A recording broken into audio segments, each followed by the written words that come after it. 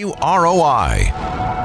Back here on the Giant FM Morning Show as we now welcome Rochester Telephone Company President Joe McCarter. Good morning, sir. Morning, Randy. How are you? Doing well, thank you. How are you? Good. Been a while since we've had you in, and always great talking to you. And I know the folks at RTC have been busy and a lot of fiber and other stuff going on to bring us up to date. We have been busy. It's going well. The county build. Kind of a good time for an update. We are officially done with our construction west of 31. Okay. So that's kind of an easy image for folks. So if you live west of US 31, our construction's done, and we are taking orders and installing. Our last area there was the Nyona Lake area. It was a tough build for us. Around lakes usually are. Yeah. But we wrapped that up a couple weeks ago, and we are now in the process of doing our drops and installation in that area. So now we're working very hard. East of 31, we've got 4 specific areas, which constitutes that whole area, and we have construction going on in all of those. From a timing standpoint, just to give people a little heads up, if you live east of 31, the first area that we'll have available for service is that area west of Akron, east of Athens, all the way down south to the county line. We are hopeful that by Thanksgiving timeframe, we will be able to be in the installation process. There's a lot of main line and feed fiber that has to go in our routes to accomplish that, but that would be the first area potentially before the ground freezes that will get done. But we're running about 4 to 6 weeks behind. Things happen. Yep. It's a complicated process. But all in all, it's going very well. I would encourage everyone, even if you are east of 31, go to our website, RTC1, fill out the interest form. That gets you in the queue to be one of the first to be hooked up with service when our construction is completed. Obviously, this is a big project that you guys took on, and a lot of great things that will come out of this for people that hook onto it. What obviously, back in COVID was a big push for a lot of this, as people had to stay at home, needed, schools didn't go. Are you seeing great things come out of this? Are people needing this? Are they signing up for it like you hoped? Yeah, I would say we're running about what we predicted. Okay. You see typically in areas that you open up, there's about a 20% immediate take rate of those folks that are working from home or streaming multiple devices. The needs there, and their fixed wireless product just isn't able to keep up. And then over time, that take rate grows. So yeah, we've been running about on track. Okay. We have put just under 500 miles of fiber in the ground so far. Spent about $16 million. Lost some hair. You didn't have much to lose. No, I did not. We have installed 1,200 customers. Okay. So we're tickled with that. Not just from, it helps us, but also that's 1,200 customers that obviously were in need. We passed about 4,700 homes. So that kind of tells you the percentage of people that immediately, and of course we've also got a lot of installs that are in the queue. It takes some time to get to them. I would like to remind folks that if they can go online, express their interest now, during our build period, our drop work to the home, no matter how far you live off the road, and our installation is free. So now is a good time to take advantage of that. Yeah. But we're about 70% done, both from a spend standpoint as well as a construction standpoint. So that's good. Yeah. They're lining up, and we're pretty pleased. So what is the target date to have everything completed? Spring. Okay. Yeah. Construction, if everything goes well, Seth Wilson's doing a fantastic job as our project manager. Multiple subcontractors, obviously our crew, we're running 2 plows right now, just from an RTC standpoint. we feel like the construction could get done by the end of the year, absent an early freeze. And that obviously is the goal, because if we can get the construction done, then we can do installation work during the winter. So obviously, this has been a huge undertaking, and you mentioned Seth, but I'm sure there's a lot more behind the scenes people that have really put a lot of time and effort into this. Yeah, everyone at RTC has been busy. There's a cascading effect. Obviously, when you pass more homes, it affects our front office. They're doing a great job. Our support team, we're getting more calls and questions as we get new customers. So everyone, accounting, more bills to pay. It's a very, very busy time. We're going to look forward to taking a little bit of a breath at some point next year to kind of look at some other things that we've had to put off. I'm very proud of the staff, and there's still a high level of excitement. And we think we see the light at the end of the tunnel. So for people that are kind of on the edge deciding, do we want to hook on? Do we not want to hook on to RTC? What's the advantage? Yeah. For the areas that we're building, there's two products that have been available. One is fixed wireless. We have offered that product. We're proud of our fixed wireless product, but it's not fiber. Fixed wireless is affected by foliage and wind, and then the speeds, you just can't get what you want. And then the other is DSL. A lot of the older phone companies never upgraded to fiber in the rural areas. So a lot of folks that would be on a Bright Speed or a Frontier connection, that's DSL, that's a shared connection, and it's very slow.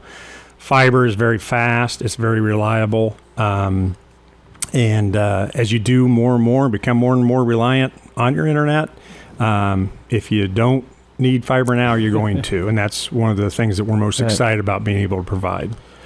So when you say fiber to the house, does that open up any other avenues, or is that strictly just internet? Oh, no, I mean, there's a term called Internet of Things, IoT, and there's a lot of items in your home now that are connected to the internet. Right. So the short answer is yes, it's internet. But historically, internet was just email, and then all of a sudden, things progress. So security systems, cameras, refrigerators, your HVAC, your lighting, a lot of that is things you don't think tied into the internet and can be controlled to the internet. One of the things that we've come up with recently is a seasonal plan.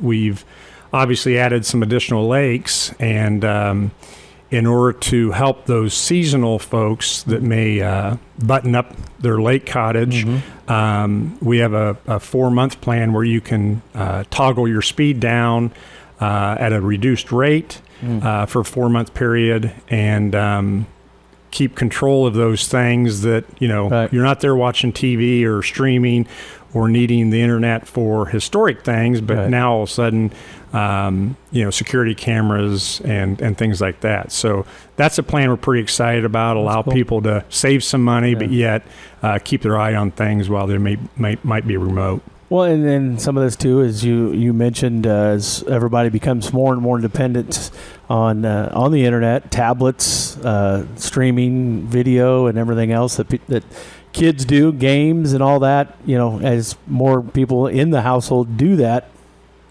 your current internet may not be able to supply that. You may have to take turns.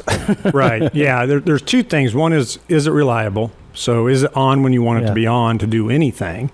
And then two, can it handle the bandwidth and the needs that you have? And the more and more devices you get connected to that internet, the more speed you need. And our base speed is 100 by 100. Okay. So that's a lot, but it's not enough for some, and we can go all the way up to a gig by a gig. And that means upload and download. So You're talking foreign language to me there, but okay. It's fast. Sounds it's fast. really fast. Sounds yeah. fast. A It's gig. really fast. Obviously, this has been the big focus over the last several months at RTC, but there's also a lot of other things that are still going on, and upgrades and everything else. Yeah. So a few of the other items I wanted to mention, cable continues to be a very hot topic, and the increasing cost of cable.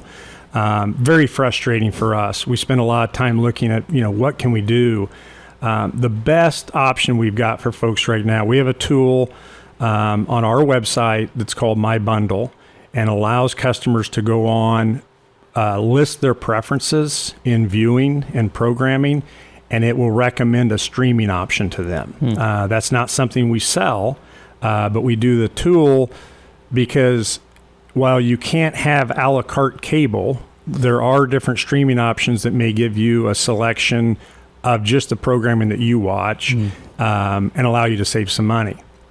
I always tell folks that, when you're paying us for your cable, we're just passing it along. It is not a profitable business for us, and we are trying to keep those rates to our customers as low as possible. But our programming is increasing monthly.